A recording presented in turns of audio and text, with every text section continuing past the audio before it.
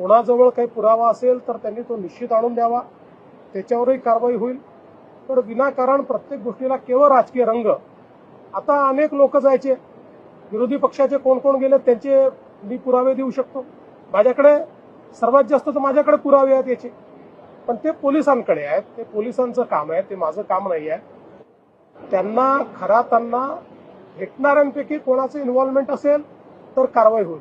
पण कोणी भेटलंय अशा याच्यावर जर कारवाई आपण करायला लागलो तर मला असं वाटतं की मग तुम्हाला माहिती आहे की कोण कोण काय काय कसं कसं करायचं. आता कालच तुम्ही देखील त्यांना आउट ऑफ टर्न पाणी कोणी दिलं, कसं दिलं, 40 किलोमीटर पाण्याची लाईन कशी दिली, हे सगळं तुम्ही काल दाखवलेलं आहे. त्याच्यामुळे मला असं वाटतं की याच्यामध्ये राजकारण करू नये. हा महिलांच्या डिग्निटीचा प्रश्न आहे.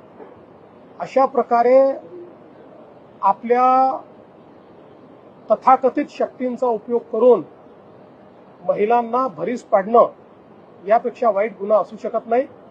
काही झालं तरी त्यांना त्याची शिक्षा ही भोगावीच लागेल. सरकार आणि पोलीस याकरता जे करावं लागेल ते करायला तयार आहे. ज्या मंत्र्यांचे फोटोसोबत त्यांच्या विरोधकांकडून राजीनामे मागितले जात आहेत, मग मी पुन्हा प्रश्न विचारतो तुम्हाला की ते तर ठीक आहे, कोणी कुठे भेटलं, कोणासोबत फोटो आहे, काय आहे, या तर गोष्टी असतात. कोणी कोणासोबत फोटो असू शकतो. पण ज्यांनी मंत्रिमंडळाची विशेष बैठक बोलवून 40 किलोमीटर दुरून त्यांना पाणी दिलं त्यांना काय शिक्षा द्यायची?